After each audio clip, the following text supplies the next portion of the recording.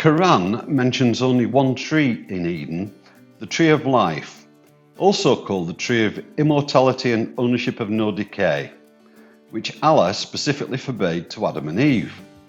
In Islamic philosophy, the tree of life represents the afterlife and the connection between the earth and heaven.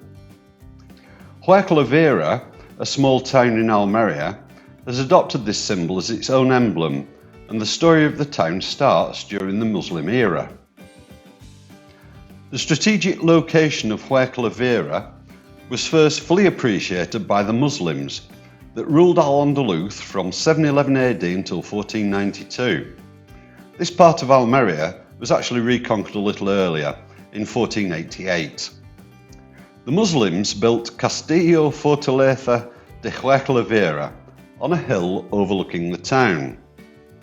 It was just one of a string of watchtowers and small fortifications built on the edges of the Kingdom of Granada, and consisted originally of the tower you see today, which has been fully renovated, and a wall with further towers enclosing a space that would have housed the garrison.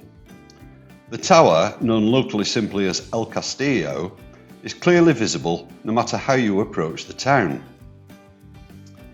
From El Castillo, it is easy to see the strategic importance of Huércal-Overa. Off to the east is the broad plain of Murcia that extends all the way to the Mediterranean Sea. To the west, a low ridge takes you to the valley of the Almanzora. Follow the Almanzora upriver, past Serón and over a ridge, and you find yourself on the plains of Granada. The age of El Castillo is somewhat disputed. The best we can say is that it's a 21st century renovation of a 14th century tower on a 12th century foundation. Meanwhile, at the end of the 19th century, British interests realised that the Huércal-Overa corridor was the cheapest way to take the metallic ores from Granada and parts of Almería to Aquiles in Murcia, a port from where it could be loaded onto cargo ships to help fuel the Industrial Revolution in Northern Europe. Huércal-Overa was a vital part of that line. The railway was built by the Great Southern of Spain Railway Company Limited, a British company that built the line from Baza to Lorca. Baza is in Granada and Lorca is in Murcia. The purpose of the line was to take metallic ores from the mines in Almería and Granada down to a loading dock called El Hornillo at Aquiles via a branch line from Almendricos. Notice the gauge.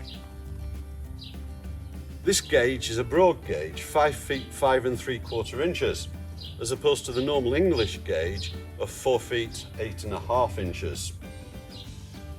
This section of the line was built, completed in 1891, and trains trundled down here until the last train chuffed down this line in 1984. Huércal-Overa was the scene of one of the more dramatic accidents on this line. On the 8th of October 1929, a mineral train was steaming up from Zahina in that direction. Meanwhile, a goods train was being shunted in the yards behind me. 13 of the goods wagons piled high with esparto grass detached themselves and started rolling off down the incline back towards Zahina. Now the incline, the gradient, is only 40 metres in 11 kilometres, which is not much by today's standards. But in those days it required a triple-headed train to drag the mineral hoppers up that gradient. A triple-headed train consists of 2 steam engines at the front and 1 steam engine at the back. And when the mineral train arrived at Huércal-Overa, 2 of those engines would be detached and sent back to Zahina for the next mineral train. Anyhow, you can imagine the horror as these freight wagons trundled off back towards Zahina.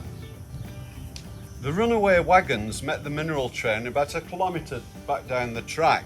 Unfortunately, the brakeman on the mineral train was killed and the esparto grass caught fire.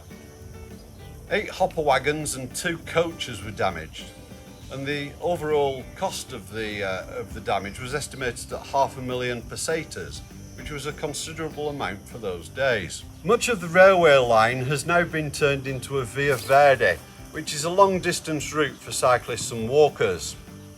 We can see more evidence of the economic effects of the railway when we get into the town. In the town, opposite the Ayuntamiento building, you will see an abandoned and dilapidated building. This is the Palacete de los Cuatro Torres. It was built towards the end of the 19th century as a mansion. You can imagine the owners being prosperous mine owners, or even something to do with the new railway. Their fortunes followed those of the town, and by the late 20th century, they were unable to afford the upkeep of the building. Before the exploitation of the mineral deposits in Almería, Huércal-Overa was a typical, small agricultural town. It had been depopulated after the 16th century War of the Alpujarras and repopulated after 1572. By the 17th century, it was deemed necessary to build a church in keeping with the town's growing stature. The result was the Parroquia de Nuestra Señora de la Asunción in Constitution Square. Completed in 1739, this twin-towered church, built in a beautiful mellow sandstone, is a fantastic example of Murcian Baroque architecture. The church and surrounding streets and squares are all now protected by inclusion in the Andalusian Historical Heritage Catalogue. A favourite family venue in the evenings is the Park Municipal de Adolfo Suárez, situated in the centre of the town. The park is set in a pine wood. It has ponds and waterfalls, a children's play area, picnic area and a cafe. Roaming the park are peacocks and chickens, and children are delighted by the goats, sheep and small donkeys, all as tame as pets. Look carefully in the ponds and you will see the resident terrapins, some as large as dinner plates. And now let's return to the Tree of Life. Huércal-Overa's own Tree of Life is symbolically planted in water, the source of all life and a commodity in short supply in this semi-arid area of Almería. When El Castillo was being renovated, on the third floor, the architects discovered a stucco painting of the Islamic Tree of Life. It is remarkable how the Islamic Tree of Life is so similar to our own evolutionary Tree of Life, representing the evolution of all living things on Earth from a single cell.